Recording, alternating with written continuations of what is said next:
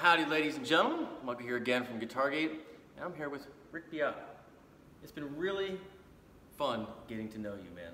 I've been following your stuff for a while, and what's so fascinating to me about your stuff is that, you know, I told you, you know, I watched that video about why I never quit, which will be in the description if you haven't seen it, along with a link to his channel.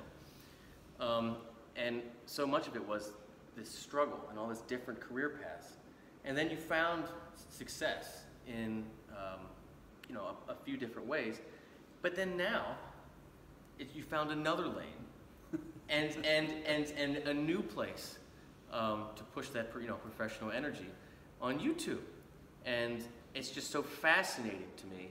And I was wondering if you would take just 5 minutes and give like a quick, you know, perspective on what the industry was, what it is now, and where you see people like us doing this, where this is going. So this, you know, what we're doing now, I guess education, music education on YouTube is it's been around for a while, but I think it's really coming into its own right now. You know, this didn't even exist. YouTube didn't exist before 2006, so right. It's hard to imagine that. It's only been, you know, 12 years or so. I mean, I wouldn't be able to do any of this if it wasn't for personal computers and, you know, companies like Apple, for example. I've used Apple computers and learned how to edit audio. I wouldn't have been a music producer if it wasn't for Avid or right. Digidesign making the Digio 01 and me learning at home, and then enabled me to become a music producer and engineer my projects where I didn't have to hire somebody. Yeah. So I took those skills and I used those to learn how to edit video then. And a lot of the knowledge that I have, I had 30 years ago, but there was no outlet for it. Right, right. You can't put it out to the world in any way. So this is just a really revolutionary time. It's the first time in history that people could scale themselves. Mm-hmm. You know, you could scale, you know, product lines and other things. Sure. But you can now, whether you're a teacher or a performer, or even if you're not in music, whatever you're in, if you're good at something, you can get yourself, because you are the product, around the world. It's so fortunate that we live in the, yeah.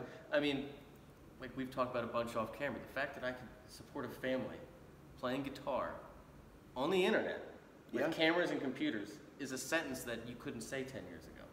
Well, the fact that you can record us talking here on a phone in HD. I mean, we have DSLR cameras, yeah. but you don't even need them. You don't, and that's kind of the point, you know, to everybody, you know, watching, is that the tools, you can do it. You don't need. I did a lot of my videos, first part of my channel, on my iPhone. I just did. Yeah. I had a DSLR, but the iPhone was easier for me to use because I still am pretty inept with a camera, but yeah. But I've gotten better with it. But yeah, the tools are right there. You carry them around in your pocket. Yeah.